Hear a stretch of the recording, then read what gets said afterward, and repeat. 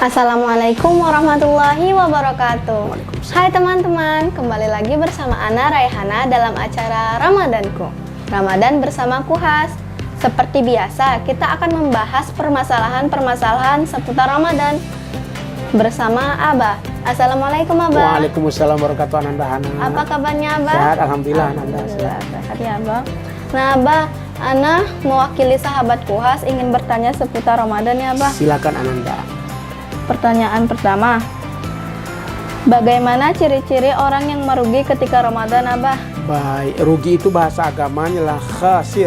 Ya, khasir itu artinya merugi. Maknanya apa yang dia lakukan itu tidak bermanfaat. Kita tidak mau menjadi orang merugi. Karena dalam Al-Quran kan surah Al-Asr yang sering dibaca kalau kita dalam sholat tarawih juga ya. Wal asri innal insan lafi husrin illal ladzina amanu wa amilus shalihat wa tawasaw bil haqqi wa tawasaw bis sabr. Sesungguhnya manusia itu semuanya rugi, kecuali siapa? Imannya mantap, kemudian aminus sholih melakukan hal yang baik, saling menasihati dalam kebenaran, dan juga saling menasihati dalam kesabaran. Pertanyaannya bagaimana kalau orang merugi di bulan Ramadan? Itu nampak. Di antaranya tidak dapat mengubah dirinya untuk menjadi baik. Berarti dia rugi di Ramadan ini. Tidak ada perubahan, tidak pernah ingat Allah, tarawih pun tidak kati, ngaji pun tidak ada. Berarti dia rugi, termasuk orang yang tidak mampu menyempurnakan puasanya. Kemudian yang kedua, orang merugi di Ramadan ketika mereka tidak mampu untuk menjalin hubungan yang baik dengan orang lain. Karena Ramadan itu harusnya menjadi bulan yang sangat baik untuk saling berhubungan. Karena ketika hubungan kita tidak baik dengan sesama, maka keadaan hidup kita menjadi tidak baik. Duribat alaihimuz zillatu ainama tuqifu illa bihabli minallah wa habli minan nas. Manusia akan ditimpa kehinaan kecuali dalam memperbaiki dua hubungan dengan sama dan hubungan dengan manusia, dengan Allah SWT. Maka jangan sampai kita merugi di bulan Ramadan gara-gara hubungan kita tidak baik. Masa bulan puasa dengan tetangga masih jahat, masa bulan puasa dengan orang tua masih melawan, masa bulan puasa dengan kawan-kawan tidak akur, itu maknanya dia merugi dalam perjalanan bulan Ramadan ini. Alhamdulillah. Kemudian yang berikutnya, yang awal sama dengan awal tadi, hubungan dengan Allah kurang maksimal. Hubungan dengan Allah tidak baik. Kenapa? Padahal dia harusnya ibadah full di bulan Ramadan ini. Ya, artinya dia meninggalkan kata-kata keji, meninggalkan kata-kata kotor. Kenapa? Dia ingin mendapatkan rahmat dari Allah SWT. Karena siapapun yang beribadah tanpa melakukan pendekatan diri kepada Allah, maka dia termasuk orang yang merugi. Maka jangan rugi kita dalam ibadah kita. Jadi itu tanda-tandanya. Hubungan dia dengan sesama kurang baik, kemudian hubungan dia dengan Allah pun juga kurang baik, kemudian juga dia tidak memanfaatkan Ramadan dengan maksimal. Manfaatkan sebaik-baiknya. Karena apa? Yang sering Abah katakan beberapa pertemuan sebelumnya, Ramadan di bulan yudha'af kulul amal. Semua amal kita itu dilipat gandakan. Kalau kita tidak ambil itu sebagai sebuah kesempatan, kita akan merugi ini. Kapan lagi kita bisa bertemu dengan Ramadan?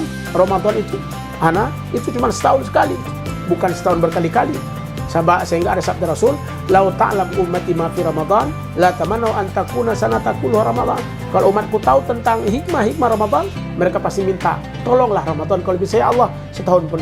Saking nikmat dan sempurna Ramadan. Maka jangan sampai kita menjadi insan rugi di Ramadan ini. Itu ciri-cirinya. Hubungan dengan Allah kurang baik, hubungan dengan sesama pun juga tidak sempurna, kemudian tidak memanfaatkan nilai-nilai yang ada di dalam Ramadan dengan maksimal, maka dia termasuk orang-orang merugi.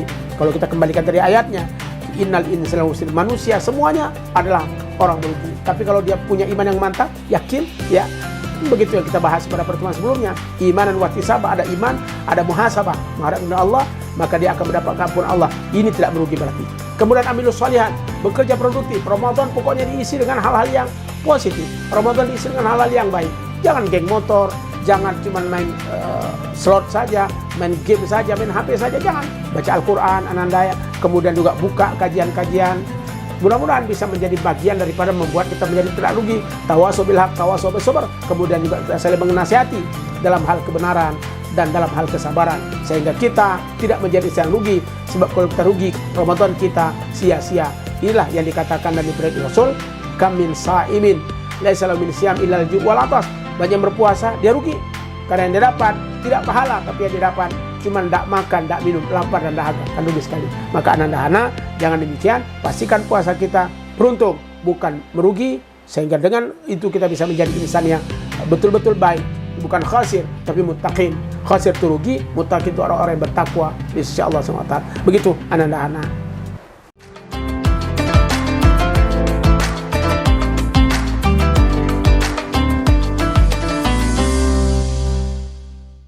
Nah, pertanyaan keduanya nih, Iya, Abah. silakan Ananda. Bagaimana kita bisa mengukur keberhasilan puasa kita ketika Ramadan ya, Abah? Berhasil Ramadan kan tergantung pada akhlak kita, pada kebaikan kita. Kalau kita sudah mampu untuk mengontrol emosi kita, sudah mampu untuk mengontrol segala keburukan dalam jiwa kita, berarti kita sudah termasuk orang yang beruntung dalam Ramadan ini, termasuk orang yang berhasil dalam Ramadan ini.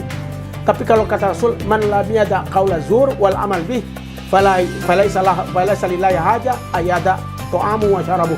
Barang siapa yang dalam puasanya tidak meninggalkan kata-kata kotor, tidak meninggalkan perbuatan-perbuatan kotor, maka dia tidak Allah tidak butuh padanya untuk dia meninggalkan makanan. Artinya puasanya rugi, puasanya tidak berhasil. Maka kalau kita yang berhasil, dak qaula zur, tinggalkan perkataan-perkataan yang rugi, perkataan-perkataan yang kotor, perkataan yang buruk. Karena kita tidak mau, pemirsa yang dirahmati Allah, puasa kita ada tapi tidak berpahala. Waduh, kecil sekali masalahnya. Kita kan sering bahas sesuatu yang membatalkan dan sesuatu yang mengurangi pahala puasa. Kalau membatalkan jelas ya pemirsa, makan minum, kemudian juga melakukan hal-hal yang membatalkan puasa. Tapi yang menghilangkan pahalanya yang rugi, tidak ngaji, ngomongin orang, melakukan keburukan, berarti dia termasuk orang yang tidak berhasil dalam Ramadannya. Maka pastikan kontrol emosi kita, kontrol kesadaran kita kuat, sehingga kita bisa menjadi insan berhasil di Ramadan.